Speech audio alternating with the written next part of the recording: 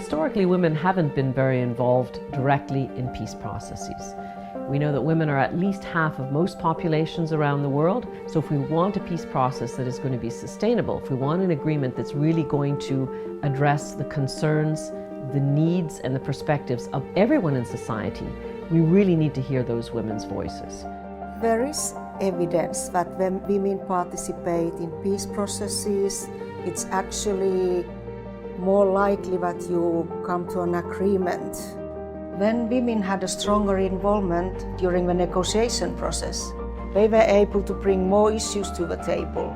Issues like protection from sexual violence and gender-based violence, increased political participation and representation, land rights, access to education, access to credit and reparations. And that increases the chances of community buy-in and of addressing root causes.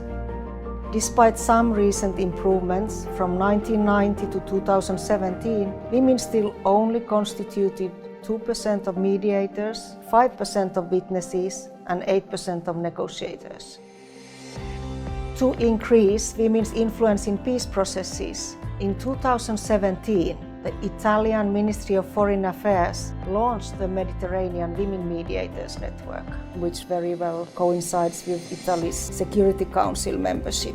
The project is done in cooperation with International Affairs Institute and Women in International Security Italy. Based in Rome, the network was created as a multi-generational group of about 40 women experts on mediation from each country around the Mediterranean region. The network actively supports women's effective participation in peacemaking, in line with the Security Council Resolution 1325 on women, peace and security. One recent success of a Mediterranean Women Mediators Network was at the Palermo Conference for Libyan peace discussions in 2018. Initially, there were no women slated to be involved in the conference. Thanks to the collaboration of Together We Build It, Women's International League for Peace, Inclusive Peace and Transition Initiative, UN Women, the Mediterranean Women Mediators Network and the Nordic Network, the Italian government and several other member states, eventually 3 Libyan women were included in the formal delegations. Although the number of women was limited, it means a lot of us because there were no women at all at the beginning. We managed to have these women visible and they got to meet high-level delegations, and I'm really happy that the Mediterranean Women Network played a big role in that, and at least 5 countries and the World Bank had strong statement for women participation at the end of the final session. Another recent success has been the creation of a first national antenna of a Mediterranean Women Mediators Network in Cyprus.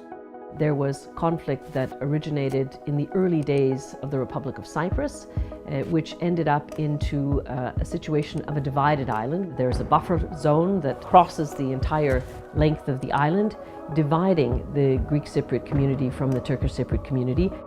Mediation is especially needed in Cyprus because we are a problem of over 50 years trying to be resolved and not succeeding.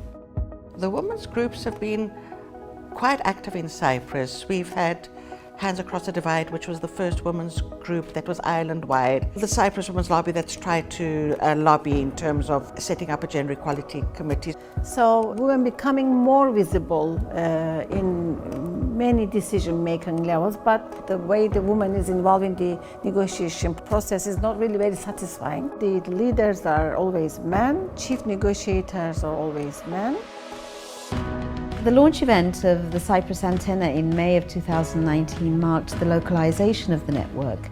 The event was providing all what is necessary for women to exchange experience, to get empowered, to acquire new skills in mediation, in negotiation, to discuss what are the main challenges, what are the opportunities for increasing both the number of women in mediation processes and in official negotiations, and also getting on the agenda the gender perspective.